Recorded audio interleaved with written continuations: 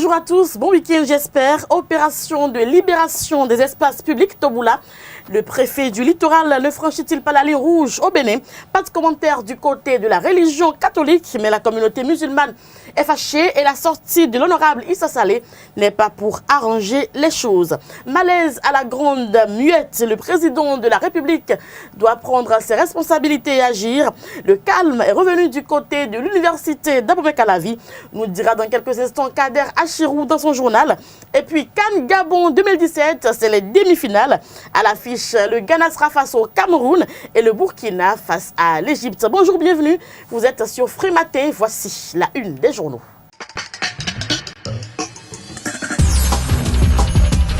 Enoch Laradé, bonjour. Bonjour. Vous êtes déjà installé pour nous présenter la une des journaux parus ce jour.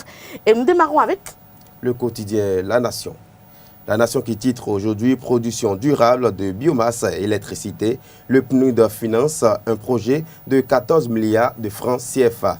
Fraternité à présent, promotion du dialogue interreligieux. Samuel Dossouao rejoue sa partition et puis quotidien Le Meilleur à présent sur l'initiative de la Fondation Espace Afrique, le Bénin et la Suisse bientôt à l'école du dialogue interreligieux. Matin Libre à présent, rencontre prochaine sur le dialogue interreligieux au Bénin Dossou Aoré pour la consolidation de la paix. Et puis Kini à présent, polémique relative à l'occupation des espaces publics. Le gouvernement n'est pas contre l'expression de la foi selon Joseph Djogbenou. Et puis Info Plus à présent, intoxication au sujet de la libération des espaces en face des mosquées, le faux procès contre Modeste Toboula. On passe au quotidien Notre Voix qui titre aujourd'hui interdiction de manifestations publiques au Bénin, la dictature et la terreur confortablement assises.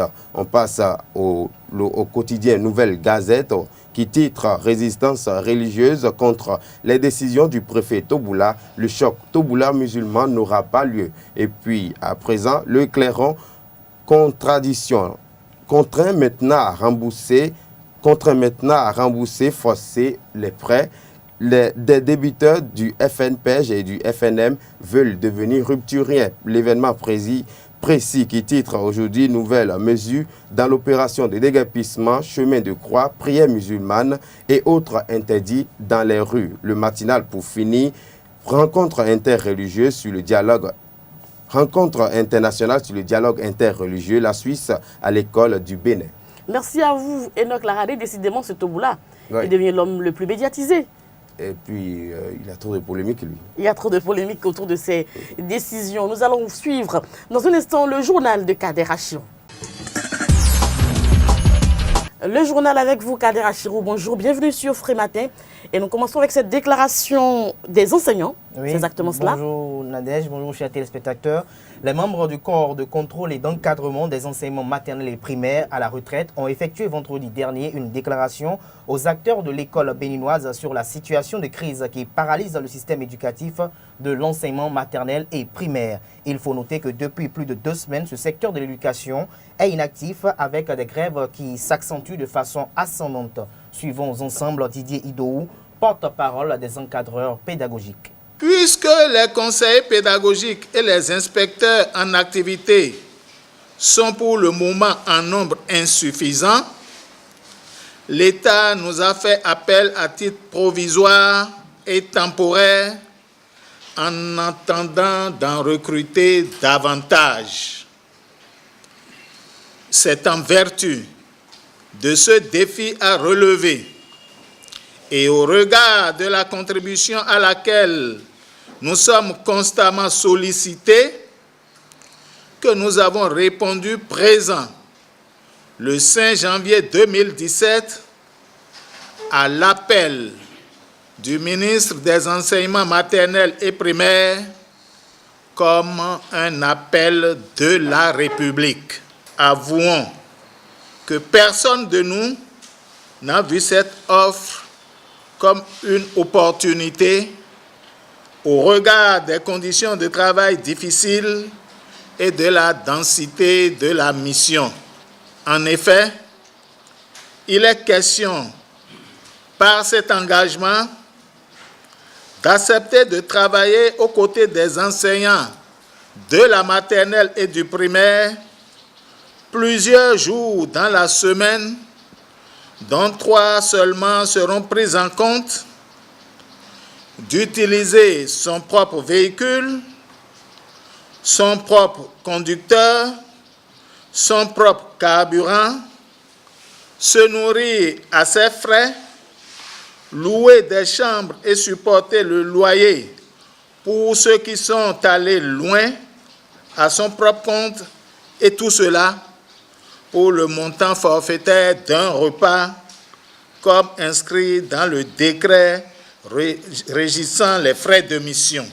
Contre toute attente, nous sommes victimes d'un sentiment de dédain propagé à travers la communauté. Comme vous le voyez, nous ne sommes pas invités pour un emploi. C'est un service qui nous a été demandé pour sauver l'école. Cependant, les syndicats des instituteurs, dans leur colère inattendue, nous ont présentés comme des personnes nouvellement recrutées dans la fonction publique. Ils nous ont accablés d'opprobre, d'insanité, de diffamation, de préjugés et des pires défauts, nous exposant à travers la presse et les réseaux sociaux comme des personnes à abattre, oubliant que le monde est d'essence relationnelle. Mesdames et messieurs, peuple béninois, les instituteurs sont tous, sans exception, des agents que nous avons contribué à former. Nous les invitons à la patience, au discernement et à beaucoup de retenue. Qu'il ne soit pas dit un jour qu'en temps de difficulté du système éducatif de notre pays, les inspecteurs et les conseillers pédagogiques à la retraite ont refusé d'apporter leur soutien à la République. C'est pourquoi nous avons répondu à l'appel du ministre Saliman Karim en vue de l'accompagner dans la mise en œuvre de cette réforme initiée par le gouvernement pour le renforcement des compétences professionnelles des enseignants et la qualité de l'éducation offerte à nos enfants. Nous réitérons notre soutien à la réforme. Hier, dimanche 29 janvier 2017, le président Sébastien Germain-Ajavon a demandé des messes d'action de grâce sur toute l'étendue du territoire national pour remercier le Seigneur pour tous ses bienfaits et sa protection lors des événements dont il a été victime le 28 octobre 2016. Un climat pacifique règne sur l'université d'Abomey-Calavi depuis l'interdiction d'activité aux associations estudiantines par le gouvernement du président Patrice Talon. Une décision prise par le régime en place afin de pallier aux différents mouvements de grève et de violence qui se faisaient montre de façon intempestive sur les campus du Bénin. On écoute quelques universitaires de l'université d'Abomey-Calavi avec Billy Laibi. Il y a trop de calme sur le campus. Donc, la suspension des institutions ne donne pas de l'ambiance, c'est-à-dire il y a manque d'ambiance sur le campus. Pour les activités syndicales, nous avons nos autorités étudiantes ne défendent pas en franchise c'est-à-dire les causes des étudiants. Ils mettent d'abord en première position leurs intérêts personnels. En particulier, s'ils défendent, ils lancent des motions de grève, on pense qu'ils défendent la cause des étudiants, mais en réalité, c'est-à-dire derrière tout ce qu'ils disent, c'est d'autres objectifs qu'ils veulent atteindre. En réalité, trouver de l'argent chez les autorités afin de laisser ce qu'ils défendent. Bon, tout est calme depuis qu'ils ont interdit d'activité aux associations estudiantines. Bon, moi, tout est calme quand même, mais moi je ne pense pas que ce soit bon parce que les étudiants ne peuvent plus riposter quand ils ne sont pas d'accord avec les décisions prises par l'autorité rectorale. On peut suggérer aux étudiants de nouvelles manières de revendiquer pour qu'il n'y ait pas des casses, du désordre, quoi. Donc, sur le campus, bon, je vois que le climat qui règne est un climat de paix, puisque depuis que je suis venu, il n'y a pas eu de mouvement de guerre, mouvement de soulèvement. Je dirais que c'est une bonne et une mauvaise idée à la fois. D'abord, l'atmosphère est calme et ça c'est bon. Mais tout ce qu'on craint, c'est le surtaxe que nous fait nos responsables avec les nouveaux frais qu'on doit payer et tout. À part ça, bon, l'ambiance est bonne. Bon, après l'interdiction des activités sur le campus, on peut dire que ça va un peu mieux, mais aussi les autorités s'abusent aussi un peu de leurs droits. En renvoyant les étudiants sans gain de cause, bon, on n'arrive pas à trop savoir pourquoi ils ont renvoyé certains étudiants. Donc les autorités aussi s'abusent un peu de leurs droits dans ce sens. L'interdiction des activités des étudiants, des autorités étudiantes, ça compromet aussi un peu la vie des étudiants sur le campus parce que les autorités aussi abusent un peu de leurs droits. L'interdiction des activités estudiantiles sur le campus, ce n'est pas une bonne chose parce que ça a beaucoup d'impact sur les étudiants. Par exemple, si nous prenons toutes les facultés maintenant, vous allez voir que ça ne va pas. Et la fois dernière, on a fusillé un étudiant sur le campus avec la manière dont les choses se sont passées au niveau du tribunal d'Abomey-Calavi, ce n'est pas du tout bien. C'est tout comme s'il n'y a pas de juge dans le pays. Ça ne va pas avec les étudiants que le gouvernement prend conscience que l'interdiction des activités sur le campus, ça a beaucoup d'impact sur les étudiants. Et ce que le professeur Bissens est en train de faire, c'est pour détruire la vie des pauvres étudiants que nous sommes sur le campus.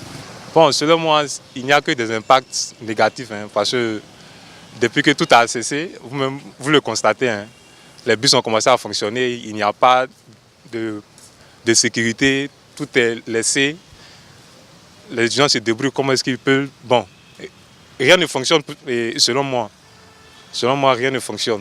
Nous mettrons un terme à ce journal avec cette information issue du Conseil des ministres dernier. Un bâtiment situé au quartier Diomé-Houtin a reçu un permis de construire de R+4 avec sous-sol et mezzanine, mais avec le constat, à l'issue du constat des agents du ministère du Cadre de Vie et du Développement Durable, ce bâtiment que vous voyez est en construction avec R+8 avec sous-sol et mezzanine. Le gouvernement du président Patrice Talon a décidé de détruire cet immeuble parce qu'il n'a pas respecté les clauses élaborées par le permis de construire.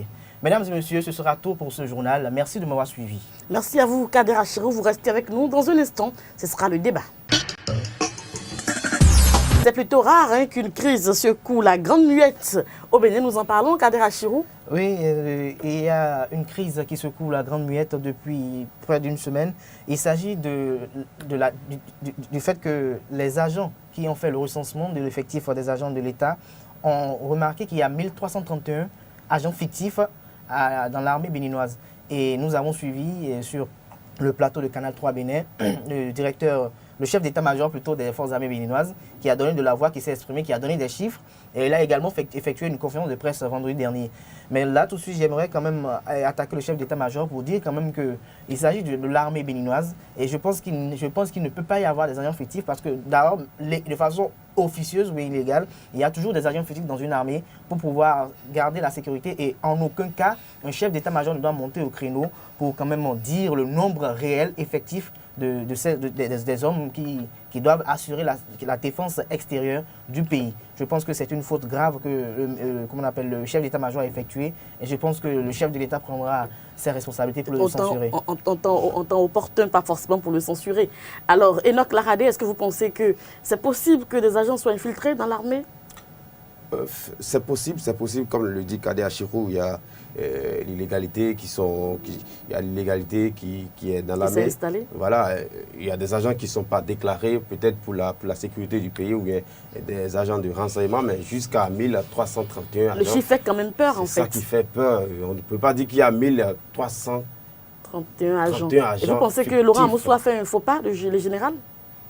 Non, mais si savait que, qu'on appelle les fautes, les chiffres. Qu'est-ce qui nous fait croire que ce n'est pas une rumeur pour pouvoir inciter le chef d'état-major? La sortie du chef d'état-major, est-ce qu'il devrait quand même dire exactement le nombre? Encore que moi, je doute en fait qu'il ait dit le nombre exact, parce que c'est quand même un général. L'armée, c'est une sécurité, l'armée, c'est le secret. On ne peut pas déclarer au grand public comment on appelle le nombre d'agents qu'on a. Ça veut dire qu'on se livre déjà comment on appelle, à l'insécurité pour dire voilà, on est tel nombre. Donc si voilà, vous venez, préparez-vous, vous allez attaquer avec donc, tel nombre. Ça ne pouvait pas se dire clairement comme Merci ça. à vous, Enoch. Les enseignants ont donné de la voix. C'était le vendredi.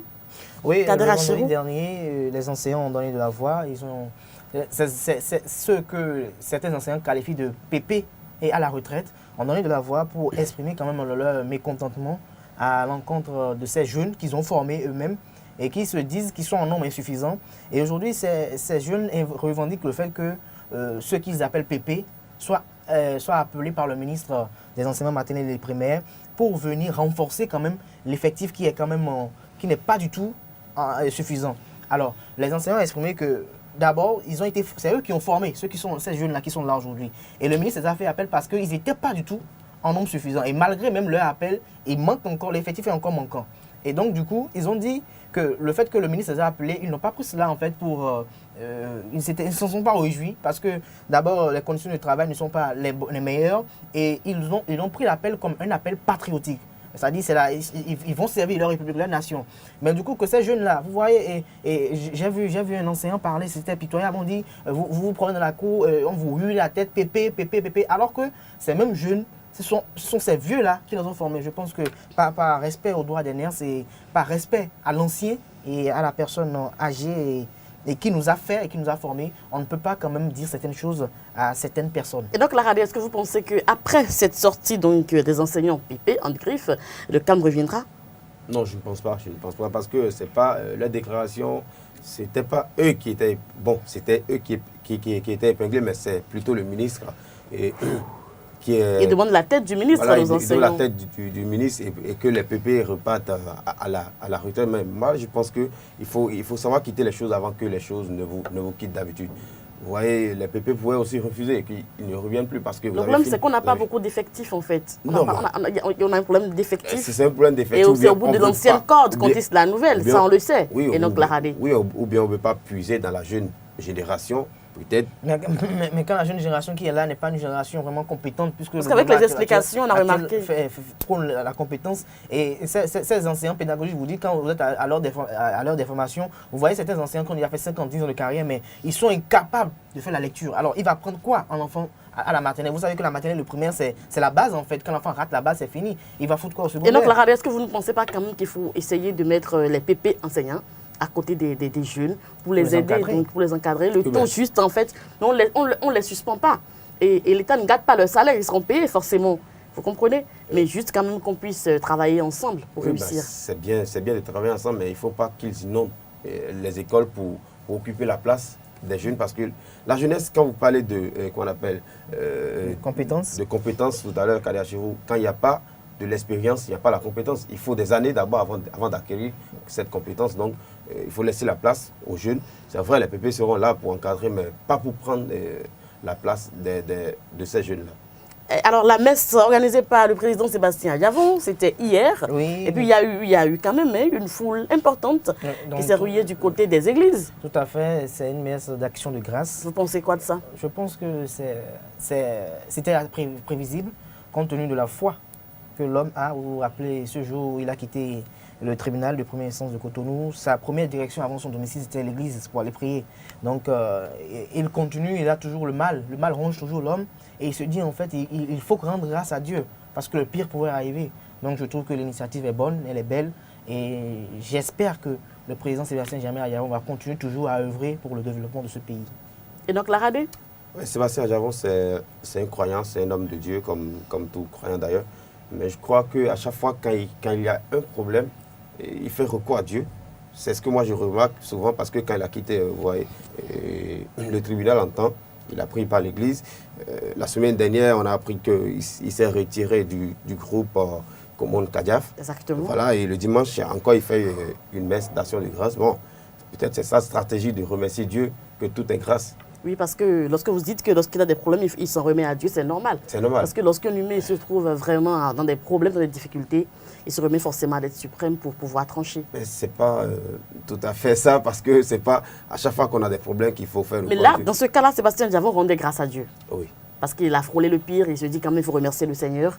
Il faut le remercier parce qu'il a été administrateur de catastrophe pendant des années aussi et il n'a pas eu de problème. C'est toute une grâce en fait lorsque vous restez quelque part et que vous bossez pendant des années et que rien ne vous arrive, c'est toute une grâce. C'est tout à fait. Merci à vous Enoch Laradé, Kader Achirou, merci, c'était le débat. Vous suivez le sport? Oui. Enoch Laradé, vous suivez le sport? Oui, je suis le sport. D'accord, vous savez que nous sommes en demi-finale. Ça a été très intéressant hier avec les pays du Maghreb, l'Égypte et le Maroc. Finalement, c'est l'Égypte qui a remporté. Et de l'autre côté, il y a eu le Burkina Faso et puis une équipe là, je ne me rappelle plus. Mais finalement, c'est la victoire du Burkina. Alors, Kader Achirou, vous aimez un autre type de sport, le baseball? C'est ça? Non, j'aime le rugby et la boxe. C'est déjà ça. Merci à vous, la page sport, avec Léandre Kodo. Léandre Kodo, bonjour. Bonjour Nadège. Vous êtes là pour nous présenter la page sport et la bonne nouvelle, c'est les affiches de la demi-finale. Oui, les affiches de la demi-finale qu'on connaît déjà. Pendant ce week-end, nous avons eu 4 affiches en ce qui concerne les quarts de finale de la Coupe d'Afrique des Nations. Le Burkina, les étalons de la Teranga qui étaient face aux Aigles de Carthage. Le match a été sanctionné sur un score de 2-0 en faveur de Burkina. Un Burkina très relax, un Burkina qui joue sans complaisance. Un Burkina qui joue au football simplement parce que c'est une très jeune équipe.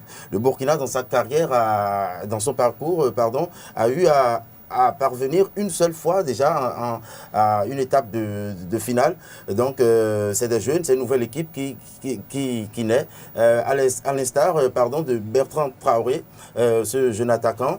Et aussi le gardien Hervé Kofi, un gardien jeune, fougueux, plein de courage, qui a fait des arrêts extraordinaires, lui a permis d'obtenir cette victoire. Nous avons aussi Aristide Bansé qui n'était pas, c'est-à-dire le plus vieux de cette équipe, quand même des étalons, qui n'est pas passé inaperçu parce que déjà il a arrêté sa carrière en Europe, il joue actuellement à la SEC d'Abidjan. Il a été sélectionné par Duarte, c'est-à-dire le coach du Burkina. Ça a créé une petite polémique, mais il a eu raison car à peu près à 10 minutes de la fin où il a fait entrer, et il est rentré automatiquement et sur le coup franc, il a usé de sa tête et c'est bon, il a permis à son équipe de prendre l'avantage. La deuxième affiche de ce samedi, elle opposait le Sénégal, c'est-à-dire un choc de lions, comme on le dit, les lions de la Teranga qui étaient face aux lions indomptables. Finalement, les lions de la Teranga se sont fait dompter par les Camerounais. Ils sont allés à l'étape des tirs au but. On n'en revenait pas parce que le Sénégal était beaucoup plus séduisant dans le jeu. Ils se sont fait les plus belles occasions. Mais néanmoins, c'est l'étape des tirs au but, la fatidique étape des tirs au but, qui a fini par les séparer. 4 buts contre 5. C'est le meilleur joueur d'ailleurs de cette équipe, Sadio Mané, sur qui le peuple sénégalais comptait. C'est finalement lui qui a jeté les espoirs de qualification de cette équipe des Lions de la Teranga. Du Sénégal. Oui, le lendemain, c'est-à-dire hier, la RD Congo, une autre affiche de classe, la RD Congo, qui était face au Ghana 2-1. Tout le monde a suivi ce match qui était très plaisant depuis le début de la rencontre, la deuxième ou la troisième minute, je crois, où Dieu merci, Mbokani a failli déjà trouver le chemin défilé, mais le ballon a buté contre le poteau. Déjà dès les premières minutes de jeu, on sentait quand même que ce serait une rencontre vraiment, vraiment âpre, une rencontre vraiment, vraiment tenace. Et finalement, ce sont les Ghanéens, grâce aux frères Ayou, 2 frères qui ont emporté tout un pays vers les quarts de finale. Donc l'Égypte aussi, qui a pu, dans les dernières minutes, obtenir sa victoire face aux Lions de l'Atlas, c'est-à-dire les Marocains, qui ont dominé totalement le jeu. On sentait que cette équipe du Maroc avait le dessus sur l'Égypte, qui est un ancien, c'est-à-dire c'est le plus titré parmi les équipes de cette CAN. Je crois que l'Égypte doit avoir 7 sacres à son actif. Le Ghana en a 4 et puis le Cameroun aussi en a 4. Donc voilà, on aura une affiche très alléchante pour les quarts de finale. Pour les demi-finales. Pour les demi-finales, pardon, on aura le Burkina qui va jouer face à l'Égypte, qui n'est plus revenu à la CAN depuis 7 ans. Il y aura un Ghana-Cameroun, Black Star, face aux Lions Indomptables. Pour le moment, je pense que les Ghanéens sont, je peux me permettre de dire que les Ghanéens sont favoris face à ce Cameroun qui prend du temps à dérouler son football, qui prend du temps. Ses premières mi-temps, depuis que la CAN a démarré, les premières mi-temps du Cameroun souvent ne sont pas folichons, on s'attend à rien, ils ont du mal. C'est comme un moteur qui prend du temps à démarrer. Mais après, dès qu'ils retrouvent leur rythme, puis ça se passe bien. Donc on aura une affiche du Ghana face au Cameroun et le Burkina qui sera opposé au Pharaon. Merci à vous, Leandro Kodo, aider déjà le moteur des écureuils à mieux démarrer. Ça devrait donner quelque chose. Ah ouais, bien sûr. Bien sûr, on prie beaucoup puisque déjà, je vous l'avais annoncé sur ce plateau déjà, à la fin de cette CAN, déjà dans le mois de mars, on va jouer. On connaît déjà nos adversaires. On ira en Algérie, on ira au Togo, les voisins togolais, et qui peut-être vont se venger. Les écureuils nous surprendront certainement. Donc voilà. Merci à vous, Leandro Kodo, du courage à nos écureuils. Et puis la page horoscope, c'est avec Anifat Boukari. Anifat Boukari, bonjour. Bonjour, Nadège. Alors vous êtes là pour nous présenter la page horoscope et nous commençons avec les amis béliers, c'est ça? C'est exact. Bonjour, chers internautes. Bélier, le comportement d'autrui aura un effet dévastateur sur votre morale. Taureau, vous serez doté d'une imagination débordante. Gémeaux, vous aurez des opportunités dans tous les secteurs. Cancer, vous aurez du mal à vous décrocher de vos rêves. Lion, une journée tout en puissance, si vous le voulez bien, cela va sans dire. Vierge, vous vous débrouillerez pour avancer, quoi qu'il arrivera. Balance, des bonheurs vous attendent dans votre vie privée. Scorpion, c'est avec le cœur léger que vous entamerez cette nouvelle semaine. Sagittaire, pour une fois, vous saurez reconnaître vos erreurs. Capricorne, certaines choses vous paraîtront confuses.